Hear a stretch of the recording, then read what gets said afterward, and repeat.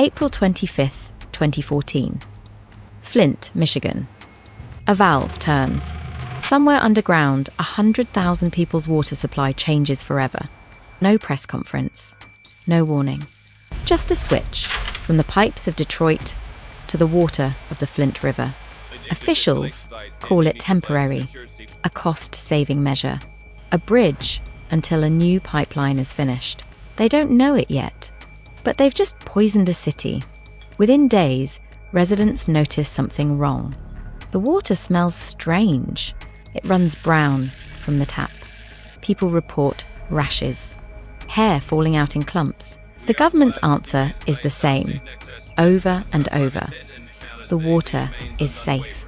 But that was just the beginning. Flint was once a symbol of American industry, the birthplace of General Motors, a city built on auto worker wages and blue-collar pride.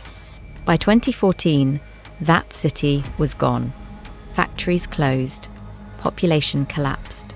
The state placed Flint under emergency management, stripping elected officials of power and handing financial control to an appointed manager whose only mandate was to cut costs.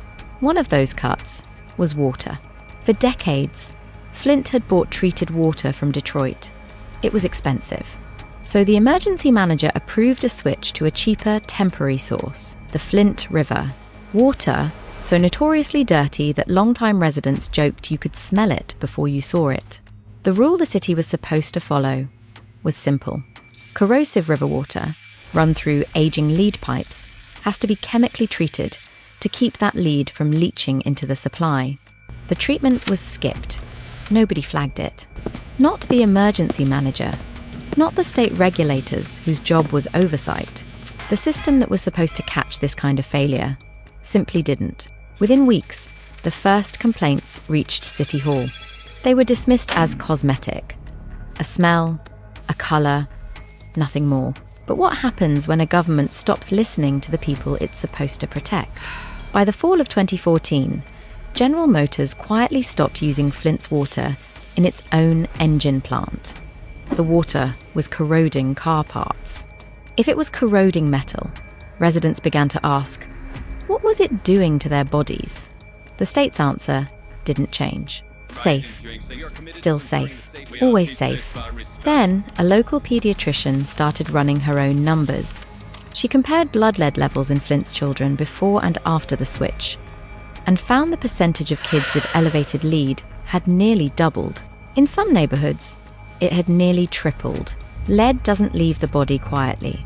In children, it attacks the developing brain, permanently lowering IQ, fueling behavioural disorders, rewiring a child's future before they're old enough to understand what's happening to them.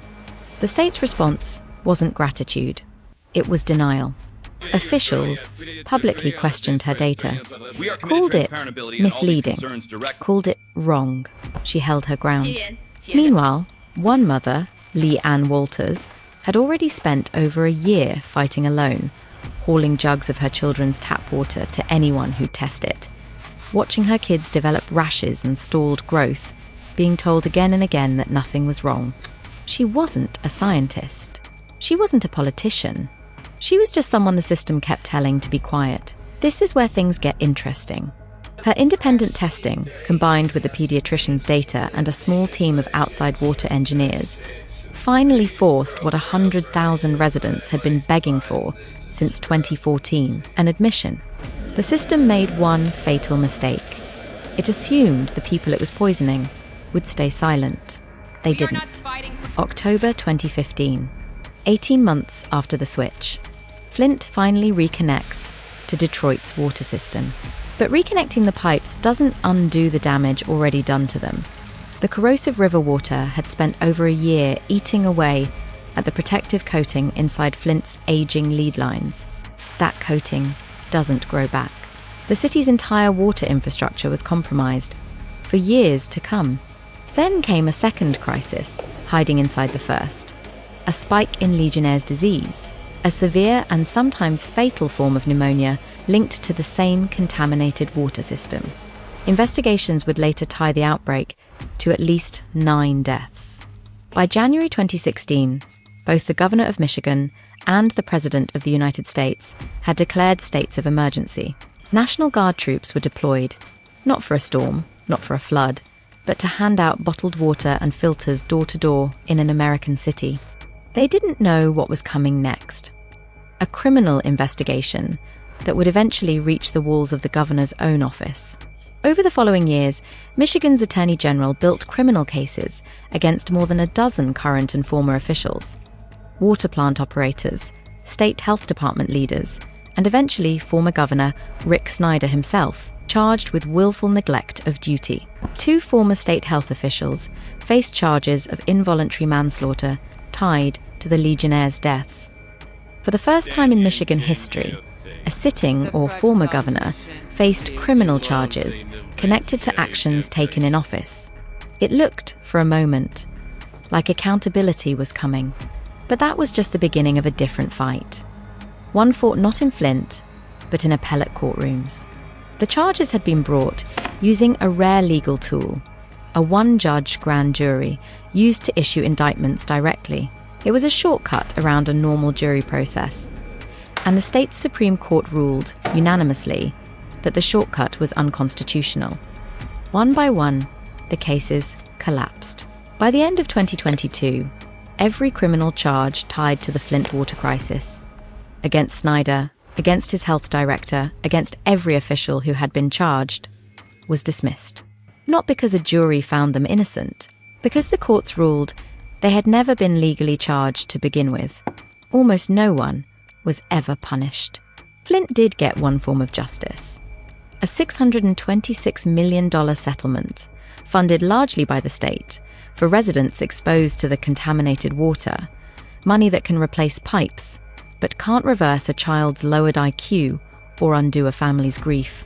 Years later, researchers studying Flint's residents found something the settlement couldn't fix. 1 in 5 adults met the criteria for probable major depression. 1 in 4 for probable PTSD. More than 1 in 10 carried both. The city's water infrastructure has since been rebuilt, pipe by pipe. But the deeper damage to trust, to health, to the belief that government exists to protect its citizens hasn't come with a repair schedule. Flint became a name people invoke any time a government dismisses its own people's evidence of harm.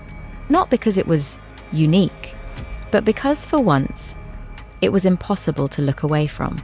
The water changed colour before anyone official admitted anything was wrong. Maybe that's the real story. It isn't that no one saw it coming. It's that everyone did, and it still took a mother with jugs of tap water and a doctor with a stack of blood tests to make anyone listen.